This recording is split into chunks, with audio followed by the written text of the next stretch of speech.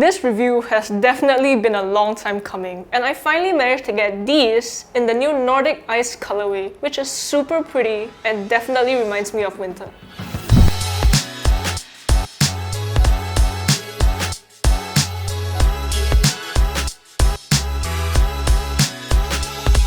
Hey guys, we finally got the Bang & Olufsen Beoplay EQ in.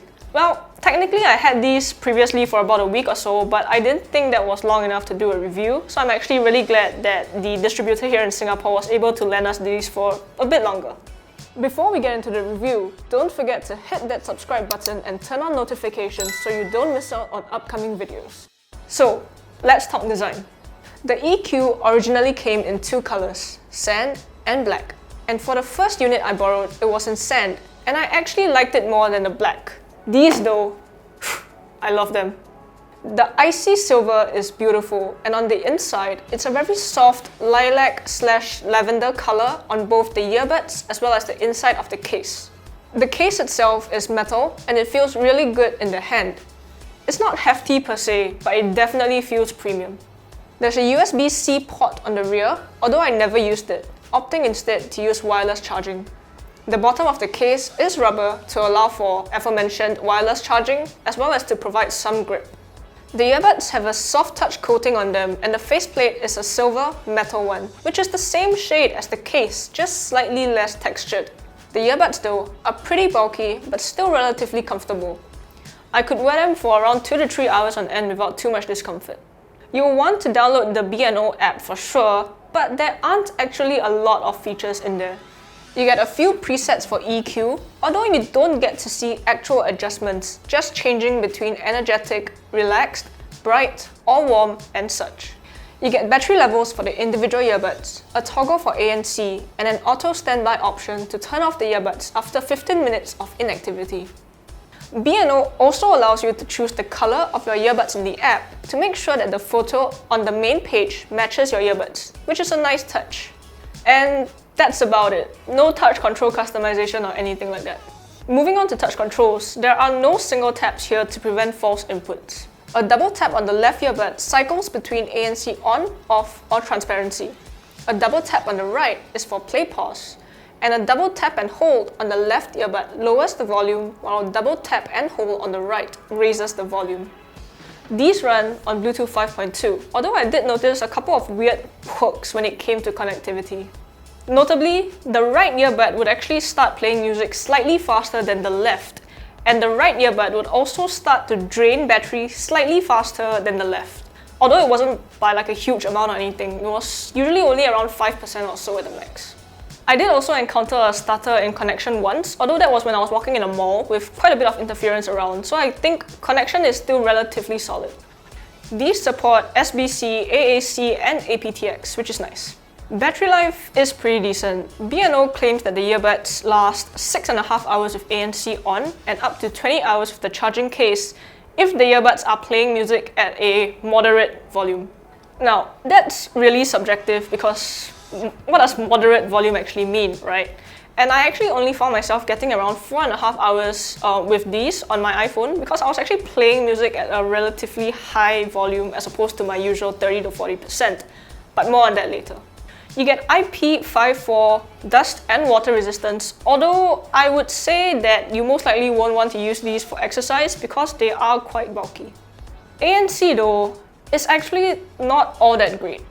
It does help to reduce some rumble during commutes, but I could hear stuff like people talking opposite me in the bus quite clearly. I can hear cars whooshing past me when I'm walking along the streets, and it's actually honestly just slightly disappointing. Maybe I've just been spoiled by really powerful ANC earbuds, but yeah. As for microphone quality, well, you can hear it for yourself. I didn't get any major complaints from my colleagues on voice calls, so yeah. As for sound quality, wow. These earbuds sound incredibly dynamic, and they actually pull out details that, are normally a bit more recessed or that would be glossed over by other earbuds. For example, I went back to Ed Sheeran's Kiss Me, and there were parts where with other earbuds, his humming was more recessed and not quite as forward, but with the Beoplay EQ, it was right there. As for bass, there's definitely a bit more punch here as opposed to previous offerings like the E8. The mid-range has a very good amount of clarity, and as mentioned previously, it's not too recessed, so you still hear instruments and vocals in a more forward position. Treble reproduction is also very accurate, although I would have preferred just a bit more energy here. Imaging and separation though are both really good. The soundstage is also slightly above average, but don't expect anything that's really like super wide.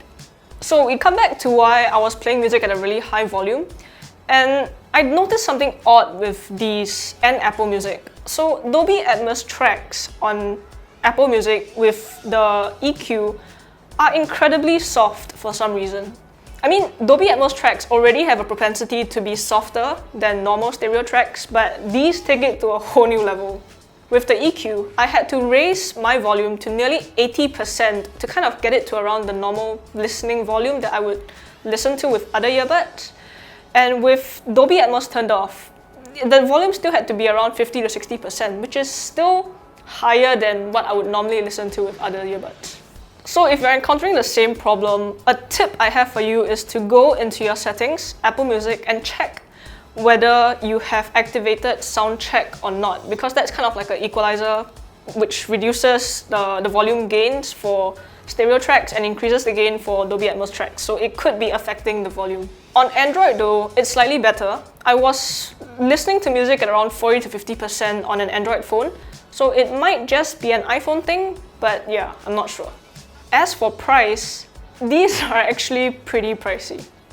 At $399 US or 629 Singapore dollars, they are around the same price as the Bose and Wilkins PI7. When I tried those out, I thought that the ANC performance on the PI7 was already somewhat lackluster, but I didn't expect the EQ to have around the same level of ANC performance. Perhaps it's a trade-off for the excellent sonic quality that these two earbuds offer, but yeah. So the question is, are these better than the PI7? In some ways, yes. It certainly feels more premium in the hand, and I think the case and earbuds do look better. But if you're just looking for the ultimate sound quality, I think the PI7 was more impressive off the bat, although the EQ definitely does better in terms of vocal forwardness. Noise cancelling between the two are pretty much equal, although I would say that the PI7 wins by just a hair. It's really very close though, and as always, I would recommend going to a shop to demo both these earbuds before making a purchase decision. Anyway, those are my thoughts on the Bang & Olufsen Beoplay EQ. If you guys have any comments or questions, leave them down below. Don't forget to subscribe to us and like this video. Till next one, see you guys!